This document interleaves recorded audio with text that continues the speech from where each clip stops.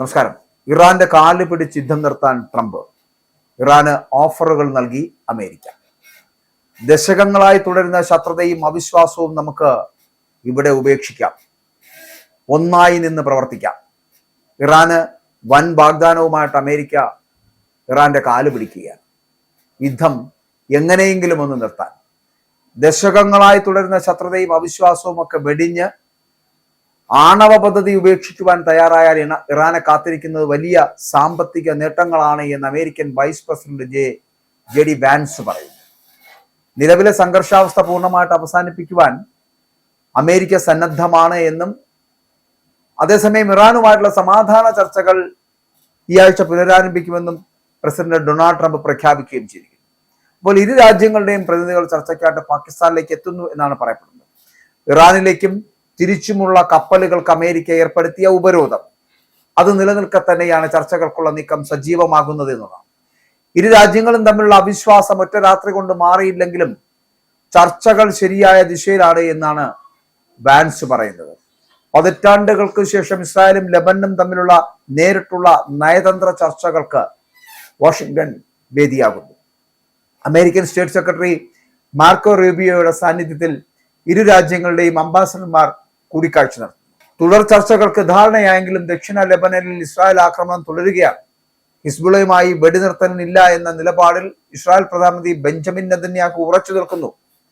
Hormuz കടലിടുക്കിലെ ഉപരോധം ആഗോള താൽപര്യം മുൻനിർത്തിയാണ് എന്ന് ട്രംപ് ന്യായീകരിക്കുന്നു. ഇന്ത്യ ഉൾപ്പെടെയുള്ള രാജ്യങ്ങളെ സഹായിക്കാനാണ് ഇതിലൂടെ ശ്രമിക്കുന്നത് എന്ന് പ്രധാനമന്ത്രി നരേന്ദ്രമോദിയോട് ട്രംപ് വ്യക്തമാക്കുന്നു. വരും ദിവസങ്ങളിൽ ഊർജ്ജ മേഖലയിൽ ഉൾപ്പെടെ ഇന്ത്യയും അമേരിക്കയും തമ്മിൽ സുപ്രധാനമായിട്ടുള്ള പല കരാറുകളിലും ഒപ്പുവെക്കുമെന്ന് കൂടി ട്രംപ് അറിയിക്കുന്നു. അതേസമയം ഹോർമുസ് ഉപരോധത്തോട് സഹകരിക്കുവാൻ നാറ്റോ രാജ്യങ്ങൾ വിസമ്മതിച്ചത് ട്രംപ് ഭരണകൂടത്തിന് ഒരു തിരിച്ചടിയാവുകയാണ്. യുദ്ധത്തിനില്ലെന്ന നിലപാടിലാണ് ബ്രിട്ടൻ ഉൾപ്പെടെയുള്ള സഖ്യകക്ഷികൾ. ഇതിനിടെ US താക്കീതുമായിട്ട് ഇറാൻ രംഗത്തെത്തിയിരിക്കുന്നു. ഇതിനിടെ അടുത്തവട്ട ചർച്ചകൾക്ക് അമേരിക്ക സന്നദ്ധമാകുന്നു. ഇങ്ങനെ ഇവിടെ നടക്കുന്ന സംഭവങ്ങൾ, സംവിധാനങ്ങൾ എങ്ങനെയെങ്കിലും ഒന്ന് യുദ്ധം മാറിക്കിട്ടിയാൽ അല്ലെങ്കിൽ തീർന്നു കിട്ടിയാൽ മതി എന്നുള്ള അവസ്ഥയിലേക്ക് ട്രംപിനെ കൊണ്ടെത്തിച്ചിരിക്കുന്നു. ഇറാൻ ആവശ്യപ്പെട്ട ബ്ലഡ് മണി മറ്റൊരു രൂപത്തിൽ നൽകാനാണ് സാധ്യത എന്ന് കൂടി ഇപ്പോൾ അറിയുന്നുണ്ട്. അത് നൽകി ഇവരെ എങ്ങനെയെങ്കിലും ഒതുക്കി കൂട്ടുക എന്നുള്ളതാണ് അമേരിക്കയുടെ ലക്ഷ്യം.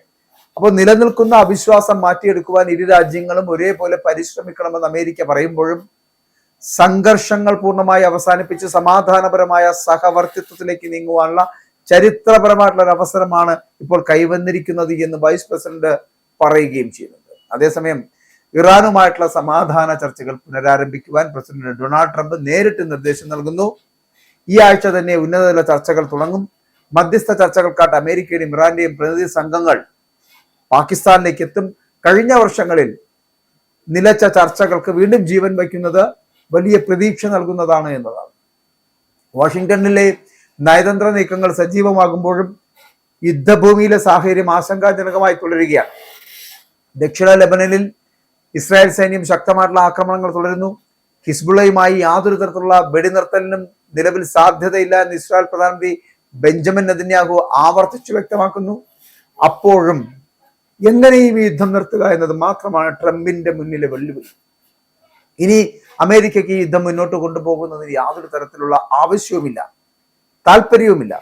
അവർക്ക് ഇതെങ്ങനെയെങ്കിലും ഇവിടെ നിർത്താം. കാരണം ആഗോള സാമ്പത്തിക മേഖല സംവിധാനം ഇപ്പോൾ തകർന്ന് തരിപ്പണമായിരിക്കുകയാണ്. ഈ ഒരു ആവശ്യമില്ലാത്ത യുദ്ധം കാരണം വരുത്തിവെച്ച വിനയാണിത് എന്ന് മറ്റുള്ള രാജ്യങ്ങൾ ട്രംപിനെ കുറ്റപ്പെടുത്താൻ തുടങ്ങിയിരിക്കുന്നു. ഇനിയും ഈ യുദ്ധം മുന്നോട്ട് കൊണ്ടുപോവുകയാണെങ്കിൽ ഇപ്പോൾ ഉള്ളതിനേക്കാളേറെ അനുഭവങ്ങൾ ട്രംപിന് ലഭിക്കും. കാരണം അദ്ദേഹത്തിനോടൊപ്പമുള്ള പാർട്ടിക്കാർ തന്നെ അദ്ദേഹത്തെ വഴിയിൽ തടഞ്ഞു നിർത്തി അദ്ദേഹത്തിനെ ആക്രമിക്കുന്ന ഒരു ഒരു സാഹചര്യത്തിലേക്ക് എത്തപ്പെടും എന്നുള്ളതാണ്.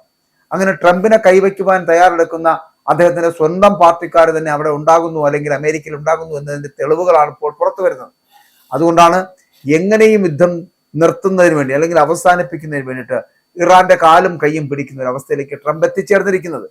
അതുകൊണ്ടാണ് ഇറാൻ ഇപ്പോൾ അമേരിക്ക ഓഫറുകൾ നൽകുന്നത്. പലതരത്തിലുള്ള ഓഫറുകൾ മുന്നോട്ട് വെച്ചുകൊണ്ട് നിങ്ങൾ എങ്ങനെയെങ്കിലും ഒന്ന് യുദ്ധം അവസാനിപ്പിക്കുമെന്ന് പറയപ്പെടുന്ന തരത്തിലേക്ക് ട്രംപ് എത്തിച്ചേർന്നിരിക്കുന്നു. പക്ഷേ ഇറാൻ അങ്ങനെ പെട്ടെന്ന് ഈ യുദ്ധം അവസാനിപ്പിക്കില്ല. ഒന്നുകിൽ ഉരുളേണ്ട ചില തലകളുണ്ട്. അത് ഉരുണ്ടതിന് ശേഷം മാത്രമായിരിക്കും ഈ യുദ്ധം അവസാനിപ്പിക്കുക. അതിലാദ്യം ഉരുളേണ്ടത് ബെഞ്ചമിൻ നെതന്യാഹു എന്ന് പറയപ്പെടുന്ന ഇസ്രായേൽ പ്രധാനമന്ത്രിയാണ്. രണ്ടാമത് ഈ അമേരിക്കൻ പ്രസിഡന്റ് ഡൊണാൾഡ് ട്രംപ്. ഇങ്ങനെയാണ് ഇറാന്റെ ആവശ്യങ്ങൾ. പക്ഷേ ഈ ആവശ്യങ്ങളൊന്നും നടന്നില്ലെങ്കിൽ കൂടിയും പക്ഷേ ഇറാൻ തിരിച്ചടിച്ചു കൊണ്ടിരിക്കുന്നു എന്നുള്ള കാര്യത്തിൽ തർക്കമില്ല. കഴിഞ്ഞ 40 ദിവസത്തിലധികമായി അമേരിക്കയും ഇസ്രായേലും പോലുള്ള വലിയ വൻകിട രാജ്യങ്ങൾക്കെതിരെ പിടിച്ചു നിൽക്കാൻ കാണിക്കുന്ന അവരുടെ കരുത്തുണ്ടല്ലോ, അതിനെ കുറച്ചു കാണിക്കുവാനും കഴിയില്ല. എന്തായാലും ഇപ്പോൾ ഇറാന്റെ കാലം കൈയും പിടിച്ച് എങ്ങനെയെങ്കിലും യുദ്ധം നിർത്താൻ നടത്തുന്ന ട്രംപിന്റെ ഈ തന്ത്രം വിജയിക്കുമോ എന്ന് കാത്തിരുന്ന് കാണാം.